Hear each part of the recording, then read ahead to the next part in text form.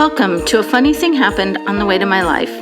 This is the place to be for stories to inspire and uplift when life doesn't go according to our plans. I'm Laura Muirhead, your host and the reigning queen of A Funny Thing Happened on the Way to My Life. I can't wait to share the plot twist stories of my guests that will inspire and uplift you when life didn't follow the plan, right here on A Funny Thing Happened on the Way to My Life podcast. Hello and welcome to this episode of A Funny Thing Happened on the Way to My Life. I am so excited to have Angela Harders join me today. Angela and I know each other through because we're co-authors of the book Entangled No More. And that is launching soon on September 9th. But welcome, Angela, and come and tell the listeners where you live and what you do. Hi, Laura. Thank you so very much for having me as a guest on your podcast. I'm really excited to be here. My name is Angela Harders, and I am a certified teacher, a best-selling author, and I'm the founder of the Peaceful Worldschooling and PAX Ministries, PMA.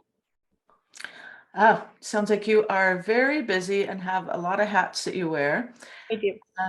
And I know that you've been really busy, working on the book and you have a book that you've written about teaching yourself. Yes, actually, it's my latest book, but I've published over 16 books. Oh my goodness. Okay. I didn't know that, but that's amazing. Yeah. So I know I heard a little bit about your story. Your Funny Thing Happened on the Way to My Life story, but let's talk about that and what happened that in your life that there's probably more than one thing, but what we're going to talk about today, that it was a funny thing happened on the way to my life. Yes. Well, I don't know that I would say it was a funny thing, but it was definitely something that shifted my life significantly. Growing up, I grew up in a Christian home and a Christian family. I was very much raised with the idea of purity culture.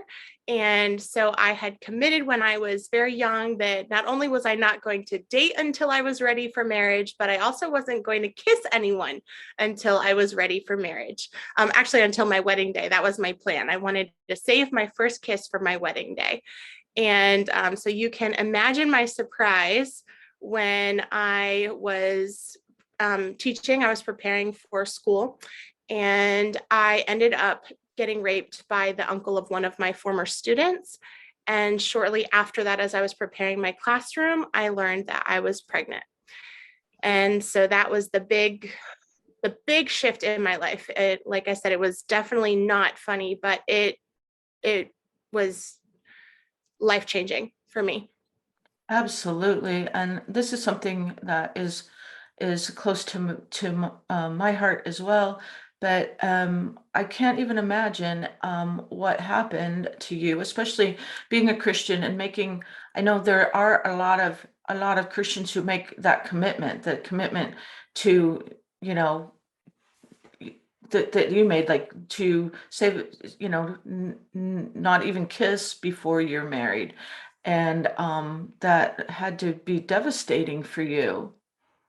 It was absolutely devastating. And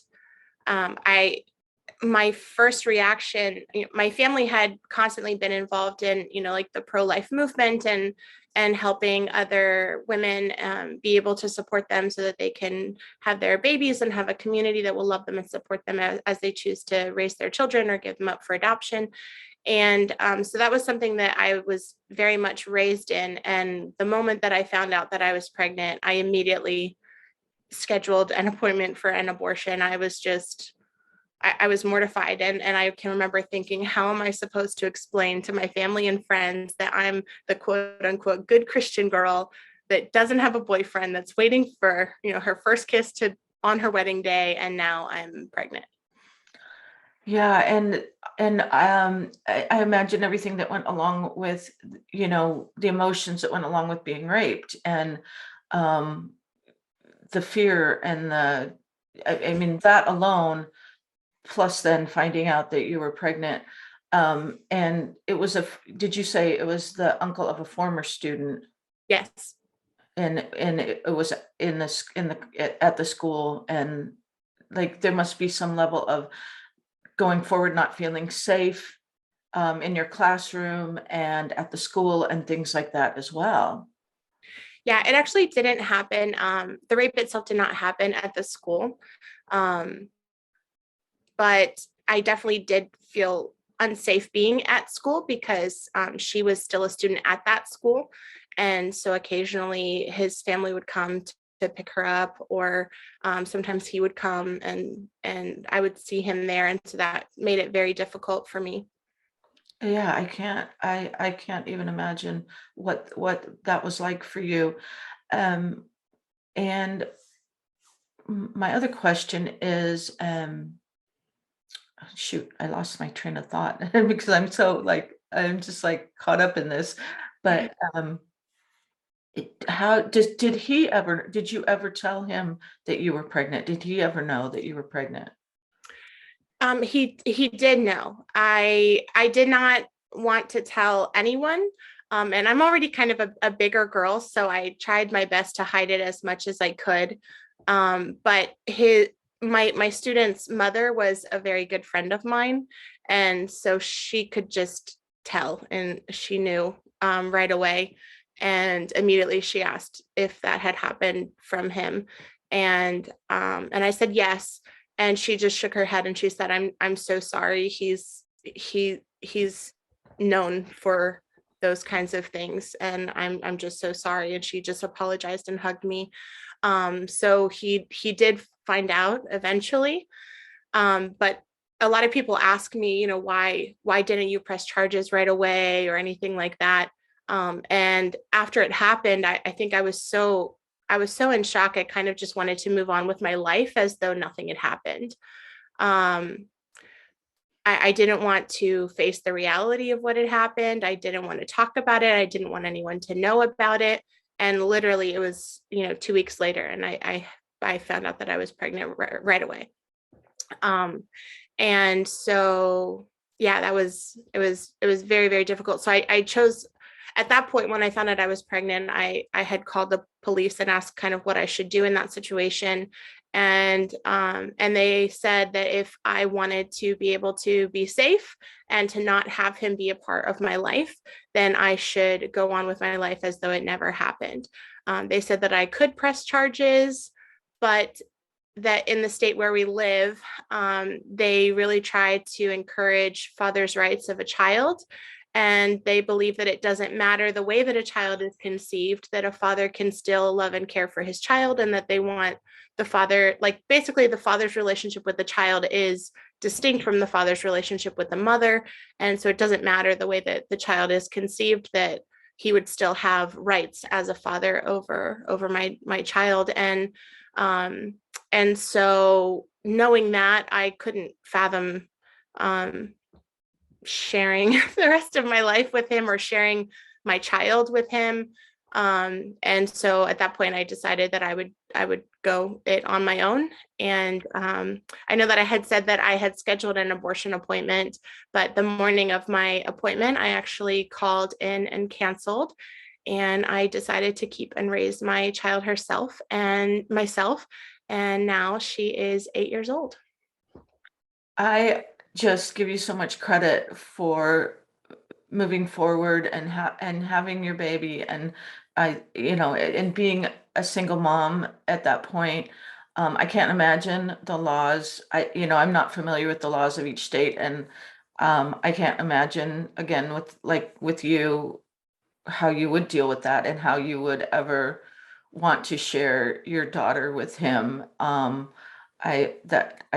That just seems so antiquated to me that those are the laws, and that they basically discourage pressing charges against someone who committed a crime.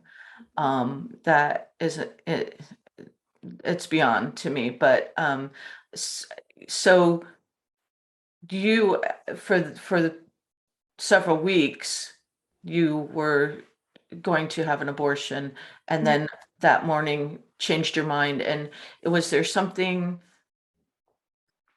in particular that made you change your decision, or could? Yes, actually. So I found out that I was pregnant on a Tuesday, and I had scheduled my abortion appointment for Friday morning and of that same week. They don't let you do it right away to kind of, I guess, give you time to think and process. And so Tuesday night, the day that I found out, I just cried the whole day. I was devastated. I didn't know what to do. I was worried that, the baby would look like him, or that I would have this constant reminder of what happened to me. And I didn't know how to explain it to my family or my friends or my church. And I just felt humiliated and embarrassed and confused, and all the, why me questions, right? Like, God, why me? And so I ended up calling a pregnancy center in New York. I live in right outside of Washington, D.C. And like I said, my dad was actually on the board for a local pregnancy center. So basically everyone in the state knows my family, and they know that we are very pro-life. And so I didn't want anyone to know. And I knew that if I called someone and I told them my name, that they would know who I was, because they would know my dad. And so I called a pregnancy center in New York. I figured that would be far enough away that they wouldn't know who I was. And I spoke to the lady on the phone, and she said something that just really stuck to me. She said, sex doesn't make babies, God does. And there are women all over the world that try to have babies, and for whatever reason, they can't. And yet, for some reason, out of this terrible situation, God has chosen to give you life. And as soon as she said that, I knew that was true. That for some reason, God chose to give me life out of this situation that I thought was going to kill me. And it ended up being the greatest thing that ever happened to me. So that was the most amazing thing, the greatest thing that ever happened to you. And not only do you have a daughter from that, but you also created some things, didn't you, along with that, with all, with that experience of having her. Yeah, being a mom, I'm sure as any mom can tell you, being a mom transforms you. And of course, there are moments as a mother that are challenging and difficult and heart-wrenching, but I don't know of any mom that would say that they wish that their child, wasn't born, or that they wish that they would have had an abortion, or anything like that. Like, she is the joy of my life, and she sparked this new love in me of being a mom and wanting to be the best mom that I could possibly ever be for her. And she is actually my inspiration for my very first book. When my daughter was around 18 months, I started really looking into how to discipline her. It's when her strong personality started shining through.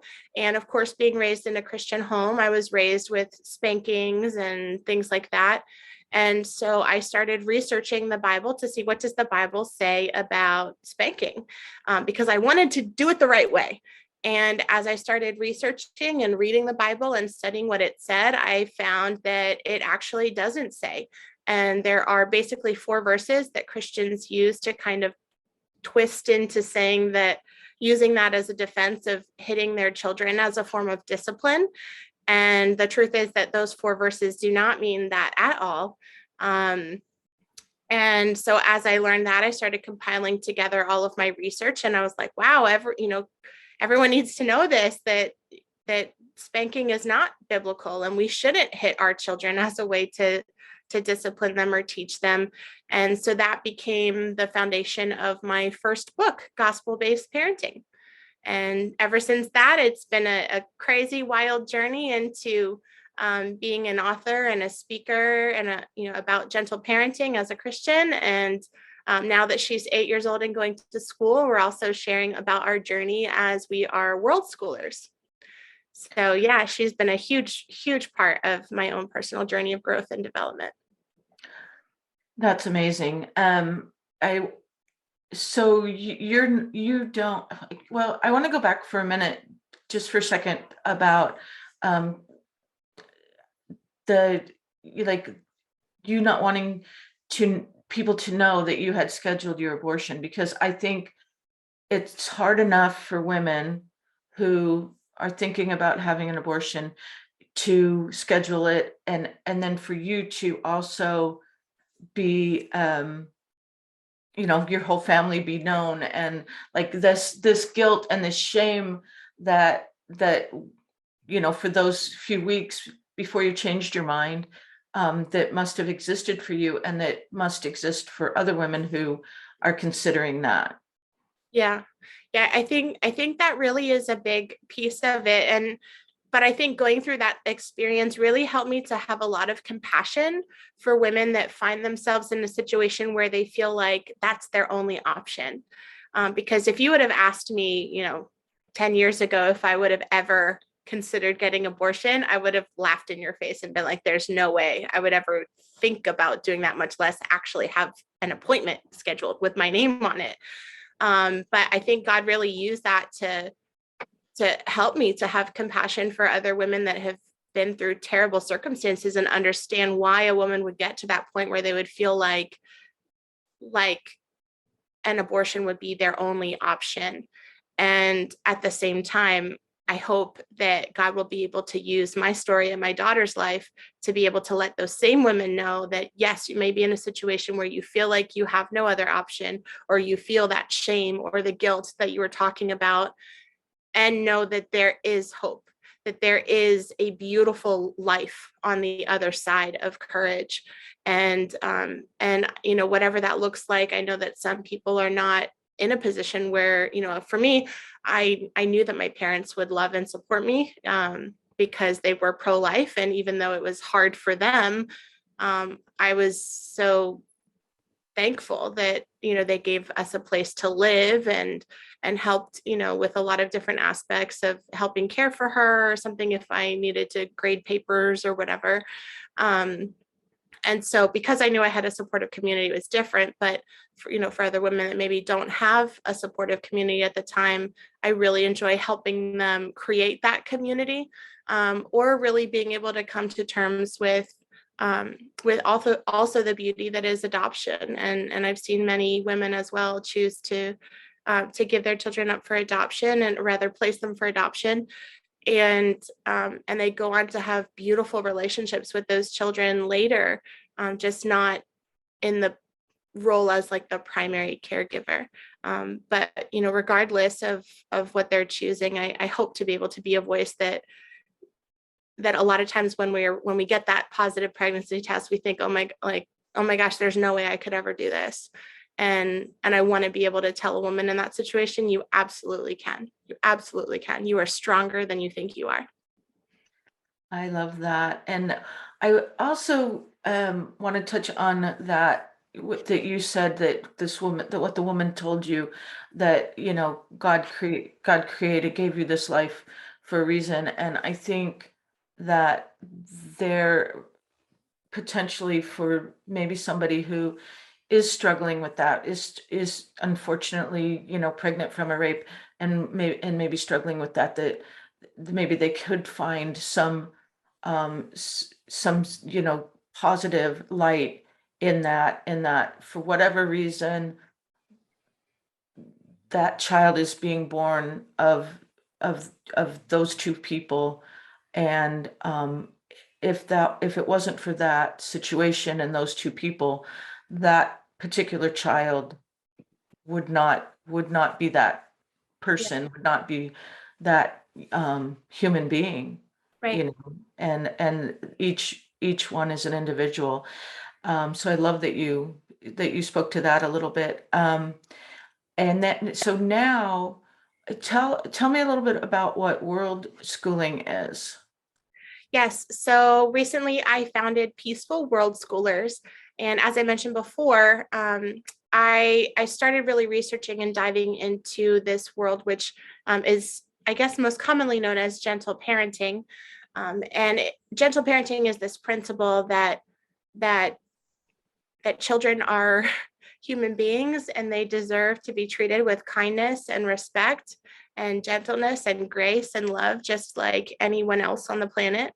And that I don't need to interact with children through coercion and threats and force and control and violence and yelling and abuse and all of these other things that are very common in parent-child relationships.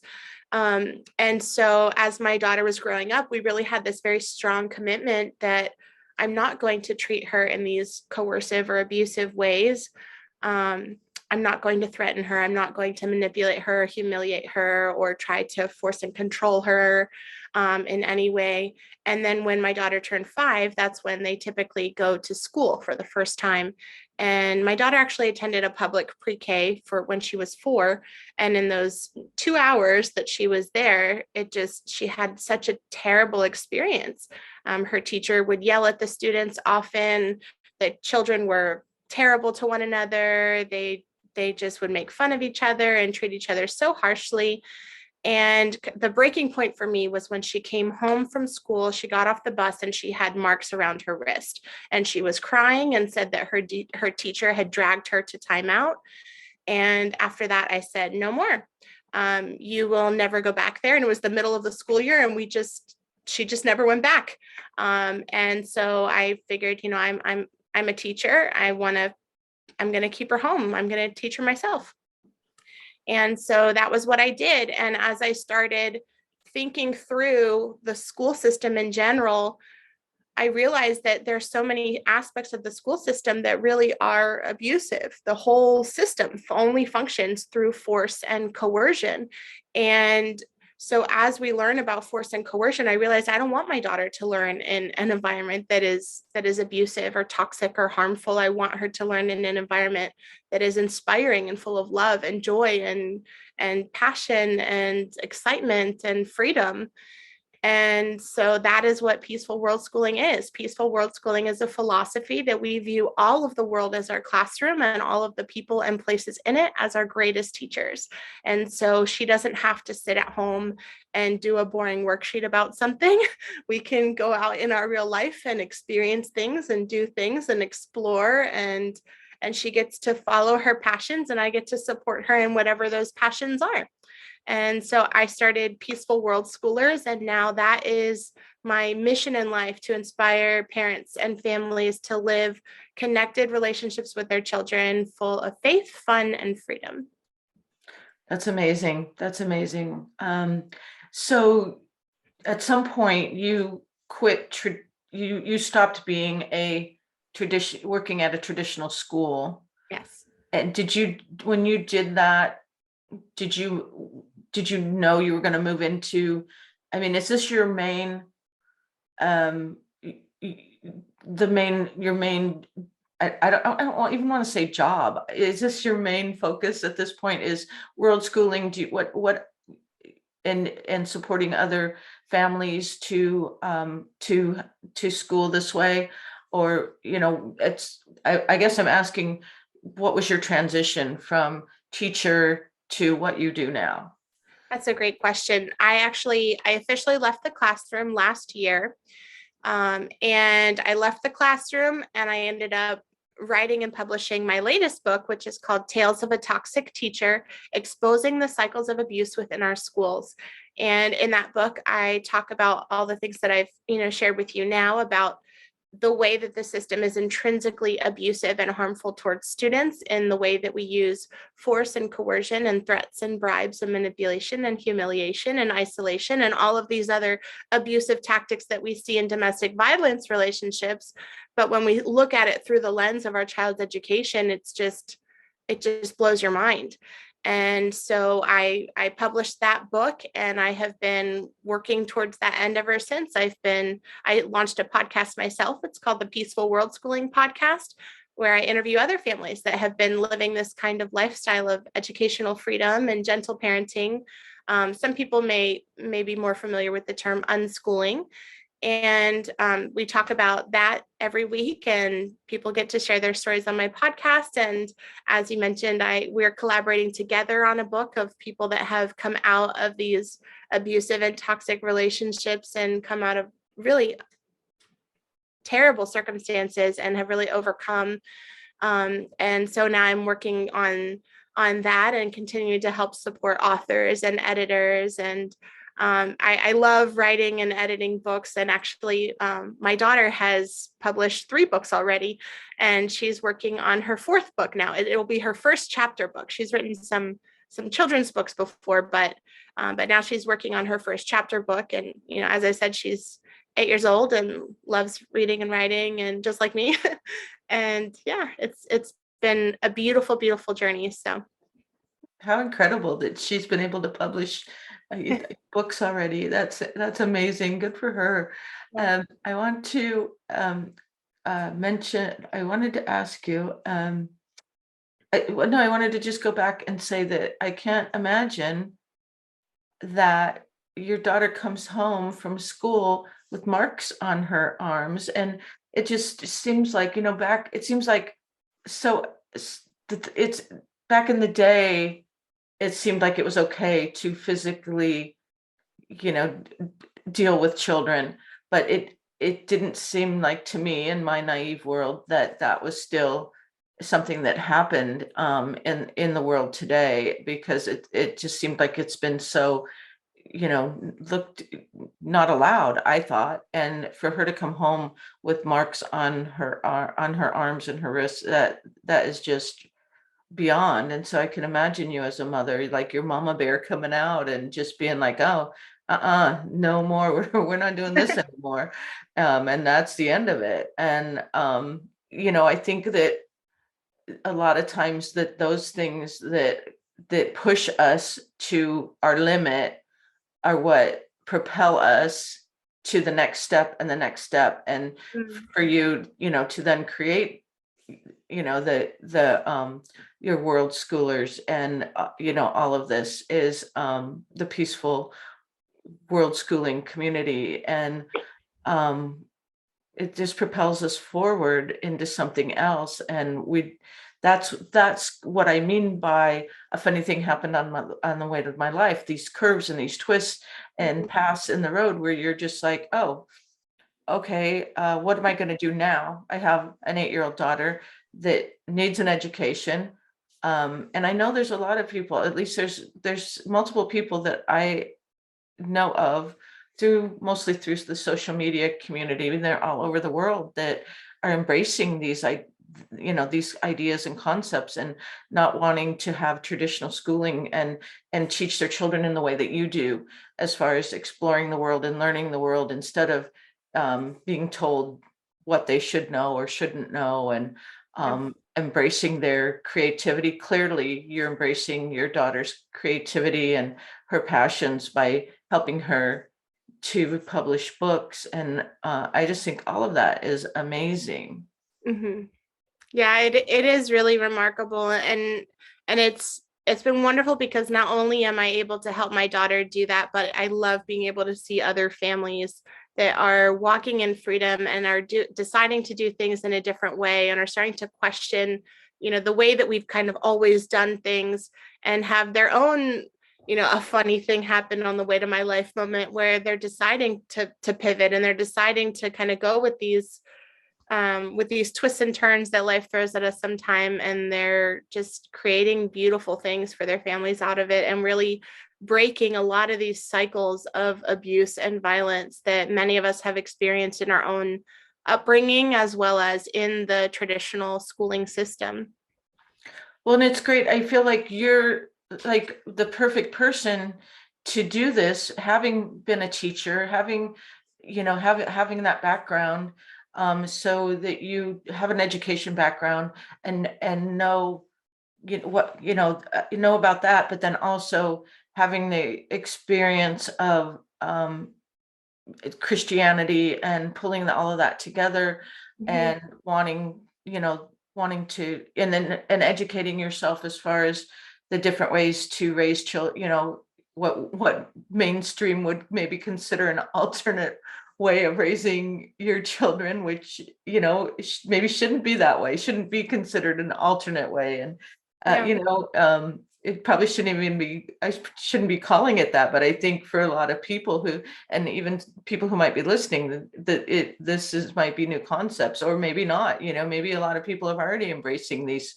ideas with their children, and being the gentle parenting, and not, threatening them to, if you're not good, then, whatever's going to happen. And it it is breaking the mold, at least, for me, even I can't say that I was that good as a parent to not hold things over my kids' heads, having grown up that way as well.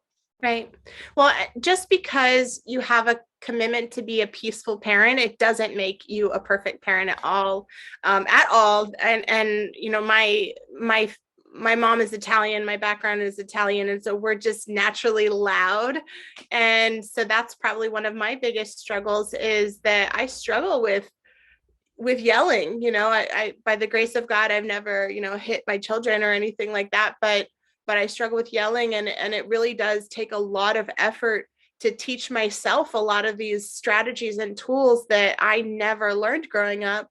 And then now as an adult, I'm having to learn, I'm having to learn how to process my emotions. I'm having to learn how to calm myself down and regulate my body and my emotions, and experience what I'm feeling and allow those emotions to pass so that I can interact with my children in a peaceful way. But it is definitely a challenge, and it requires a lot of hard work and effort, but the benefits are remarkable.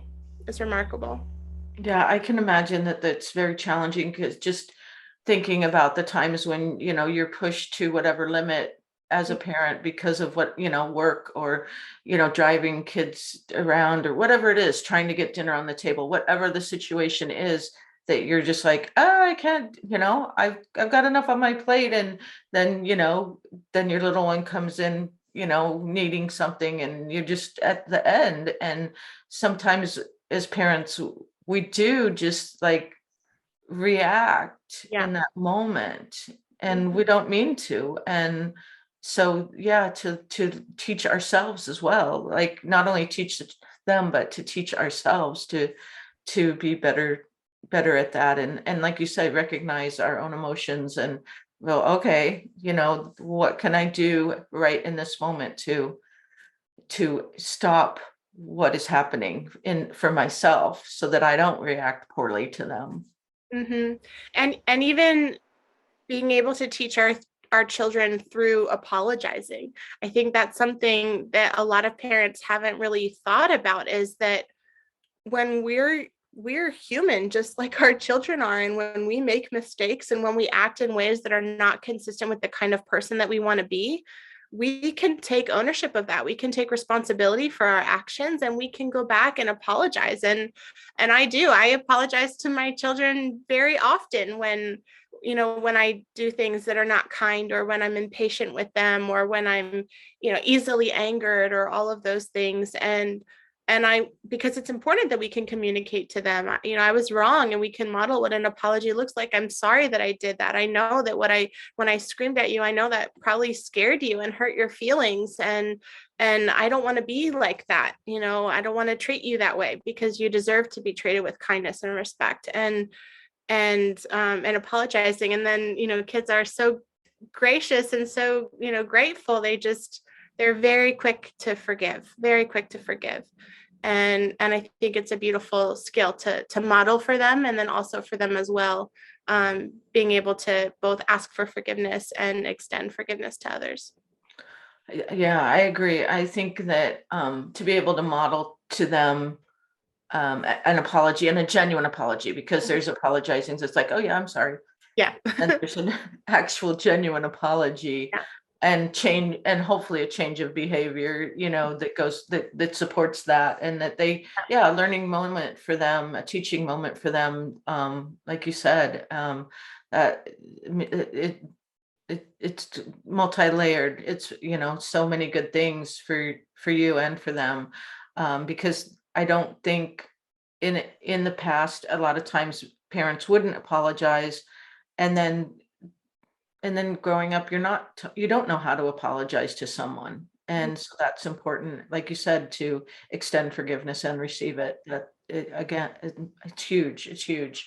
Yeah. So I wanted to ask, so I also wanted to ask you, so now, besides your beautiful daughter, you have another child as well. I do. Yes. His name is Benjamin, and he just turned 4. It's amazing. So there you've just had such an incredible healing journey that I'm not going to imagine that it was easy, but you've definitely been able to, take this terrible situation and move through it, and grow, um, have your daughter, and then move on in life to, have another baby and that family. So that's amazing in itself. Yeah. And it's not, you're clearly not an angry person, and that is amazing. Yeah, I mean, I there's so many things that happen to us in life that we have that nobody would blame you, or if you were like, oh, well, that happened and that person is so bitter from it, or so, angry from it, and holds on to that. And I Yeah. just see I'm amazed when people are able to move through it and not, and accept what it is, and not only accept it, but here you are talking about it. And I feel like, for you to talk about it and share your journey with others, which I'm so grateful for you doing that here today, is just, it just supports others, and inspires others, hopefully, to know that they're not alone, but there others have experienced maybe what they've experienced, and it just lifts other people. At least I feel that way when we share our experiences. It does. I think when people are open to sharing what they've been through in life, it really helps others who've been through similar situations to know that there is hope, and you're not alone in whatever your struggle is, or whatever you're going through in this life. You're not alone. You're not the only one. And I can remember feeling like that at many different points in my life, like, oh my gosh, I'm the only one that's dealing with this mess. And granted, no one else will have your exact same experiences or your own, circumstances or whatever, but knowing that there are people who've been through much more challenging things, and there are people who've, everyone has their own unique journey and their own unique path in this life. And at the end, I think we come out stronger at the end of it for walking through even the darkest moments of our life. There's light on the other side, and there's hope, and there's life. And yeah, so I love to be able to share. I haven't shared all of this portion of my story yet publicly, but I do think that it's important, for people to know, and to be able to share openly and honestly about it. I totally agree, and I am so grateful for you to share today. I mean, a very, really difficult story, and I do agree that if somebody's out, there, who is like, I can't even see taking another step forward. I can't see how I could move through this. How could I possibly, and like, whatever the decision is that they make, whether they just, if they were in this situation, that there are people to support them regardless. And you know yeah, I'm just so grateful for you for sharing this, and sharing that, what a light, um your life has in it, from this challenging situation that you had. Mhm. Yes, I'm very honored to be able to share with you too. It means so much to me. So I think this is a great place to wrap up, unless you have anything else you'd like to share with our listeners. Um, um Yeah, well, I would love to invite, anyone who's listening, if you would like to get connected with me, and stay connected and continue to follow us on our wild journey. You can find me on social media. My Instagram is at Peaceful World Schooler, and I'm also on Facebook. My name is Angela Harders, and then I also have a Peaceful World Schoolers page on there as well. Um, we have a Peaceful World Schoolers community, which is a group of us that you're welcome to join that too. Please feel free to check out my podcast. I also have a YouTube channel. and my website where I have free courses to help, support parents in gentle parenting and world schooling and all these different other passions of mine. So feel free to check out my website, www.peacefulworldschoolers.com. I would be honored to partner with you in your journey wherever that takes you. Oh, thank you. I was going to ask you for that, all that information. We'll put it in the show notes for sure. So if anyone is looking to find you, they will be able to do that. But yeah, thank you for sharing all your links and everything. Yes, And thank you so much, Angela, for being part of A Funny Thing Happened on the Way to My Life podcast today. my And- pleasure. And thanks for everyone for listening today as well.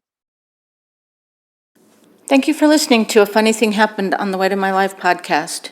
For more information, visit my website at www.lauramuirhead.com.